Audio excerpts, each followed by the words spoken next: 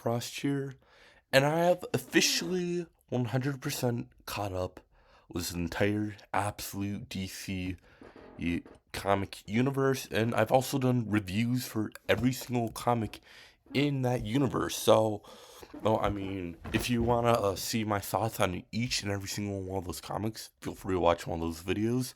Also, in honor of getting caught up, I'm just gonna talk about my review of the entire universe 1 year in. I know I guess it's more like 13 months in, but it doesn't really matter. Plus, oh, I might even do this next year. But yeah, but here's your spoiler warning. Like, most of these comics are already a year old, so I mean, if you even care, you've probably already read them. But feel free to watch this video to save this video to your watch later. But yeah, let's get into it. So I feel like what I really like about the absolute universe is that is like they is that it really works and functions well as an Elseworld by having a theme of removing something that's very important from each and every single character, like Superman, and rather than living with the Kents, he lived with his parents on Krypton for some time.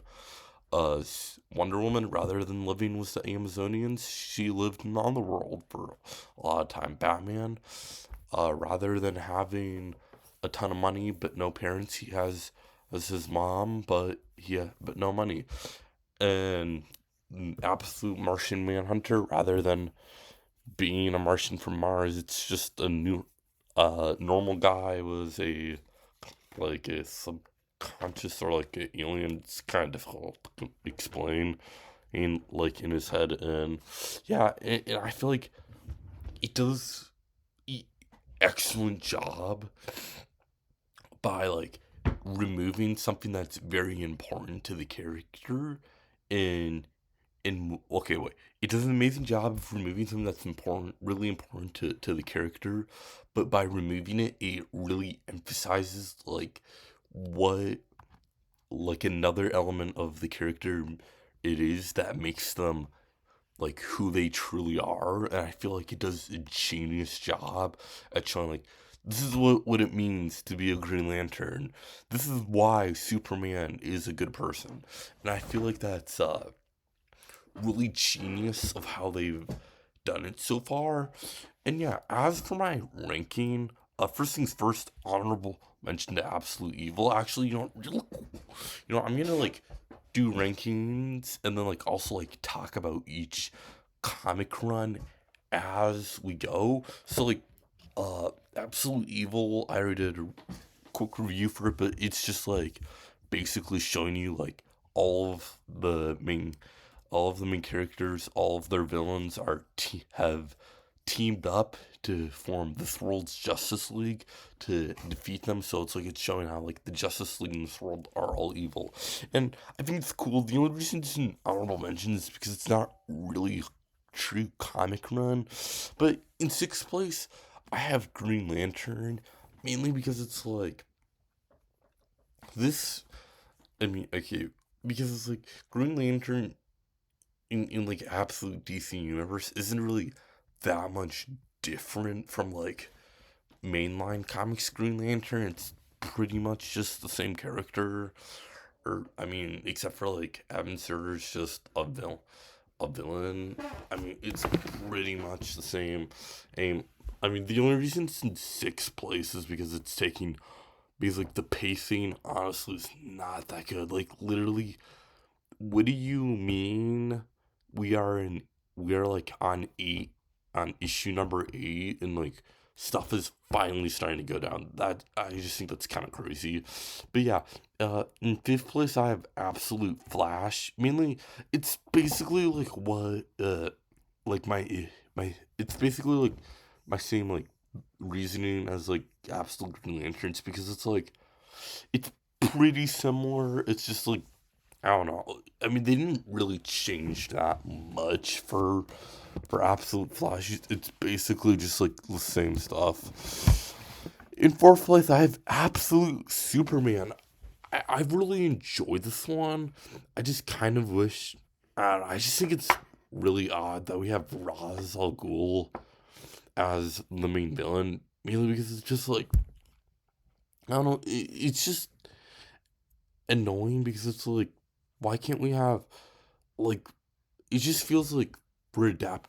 I don't know. I just rather like a a Superman villain be adapted for the, like the absolute Superman pun, like the absolute version, because it's like I feel like there's a lot of potential to do something cool. I mean, not to say that they haven't done a bad job. I mean, I feel like what they've done with Brainiac is really insane, like and I just want to put in perspective like how it's influenced me. Before reading Absolute Superman, I always liked it as Brainiac being like a AI from Krypton, make it which would like make it which would make Brainiac like the final boss for Superman kind of. Now I kind of like it as like he's just like Brainiac is just like an alien that's better from like a different planet, kind of.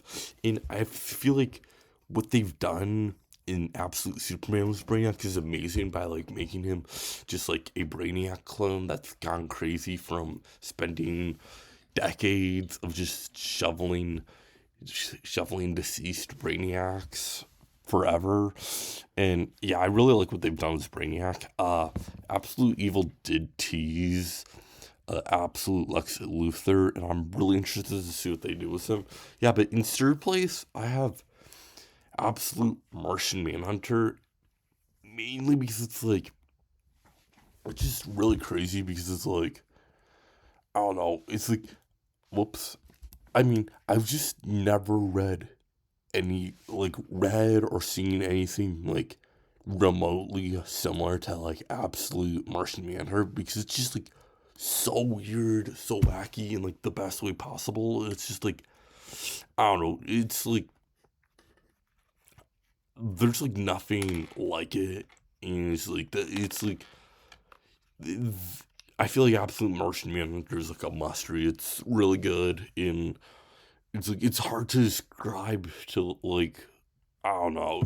It is just something else. In second place, I have Absolute Wonder Woman.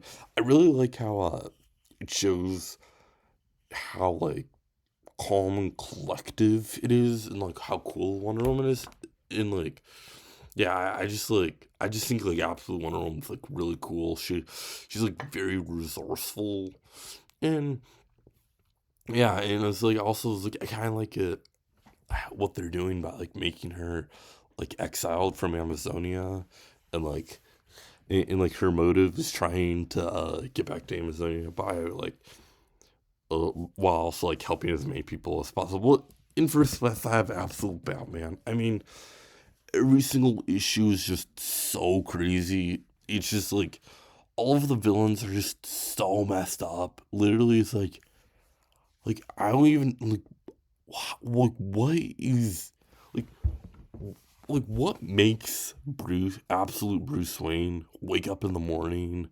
and like actively want to go fight all of his villains, because it's like they're just so insane, over the top, and it's like how do you even do like how is this a 9 to 5 for you? It was like like absolute Bane is just so crazy, and then like absolute Joker, which we're gonna see like the day like actually yeah in like 3 days, because Absolute Batman issue number 14 releases like is just so insane, like what they've done for uh like Bane and Joker, and like I'm really looking forward to the future. And speaking of the future, in terms of like the absolute DC universe, there's like a lot to look forward to. I'm really excited for the Absolute Batman, Absolute Wonder Woman team up this December. Actually going to be peak. I mean, and what they're gonna be doing is like I don't know, but I mean they're gonna be doing a team up in a Wonder Woman comic, and then also team up in a Batman comic. So it's going to be a two-part. But yeah, I'm so excited. I mean, also just because it's like, yeah, I mean, okay, my only issue so far, or which just kind of been solved lately, was the absolute DC universe, is that it doesn't feel like the same universe sometimes, and like stuff is so like different. So it's like I'm really glad to see like some interconnectivity. But yeah, this is gonna be a crazy two-part issue. And also, I mean, there's gonna be a absolute Catwoman spin-off series. Looking forward to that. Uh, there's also gonna be a absolute Green Arrow series. I mean, I'm very much looking forward to that. I have no idea what they're going to be doing because if you've read Absolute Evil, you'd be very. I mean, like, yeah, let's just say yeah, his head caved in a lot. I mean, he is not getting up. They're probably gonna be doing. I forgot the like Red Arrow kid's name, but yeah. Also, we're gonna be getting like the good Justice League. Really looking forward to that. I mean, look at how good they are. I know it's kind of it doesn't really look that good because I have the picture zoomed in a lot, but really looking forward to that. And overall, so far, like I guess like if I'm gonna give it a rating, I'm gonna give it a 9 out of 10. I have a couple of issues like the pacing. Some comics are the best, but it's like and like some things are just too similar to the mainline universe. So it's like I'm not really that interested. But yeah, I mean, so far it's like you see, yeah, I mean, so far like the absolute DC universe, I just really like how they've done a great job of like emphasizing like what it really means to be a certain character. And I feel like it's absolutely genius how they've done it. And I'm really looking for the future. There's a lot to come. I mean, absolute Catwoman, Green Arrow, absolute Batman, and Wonder Woman's team up. Really looking forward to those. Yeah, but if you've read any of the absolute comic books, feel free to comment like your thoughts on them down in in the comment section. If you want to hear any of my thoughts, I've read and reviewed every single one. I've absolutely enjoyed it. Cannot wait to read more and subscribe because I will be reviewing more. Also, I'm cooking up a review for Wicked for Good as we speak. I've pretty much already pre-prepared it. It's mainly just I need to sleep on it a little because like I'm still very conflicted on it. Also, DC: The New Frontier.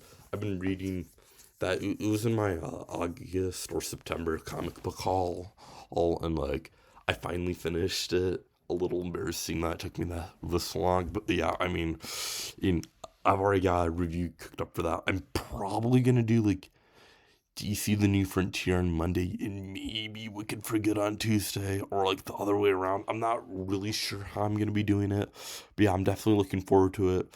Uh, definitely subscribe if you want to hear my reviews on these two on on Wicked for Good and DC: The New Frontier, and I'll see you all later. Bye.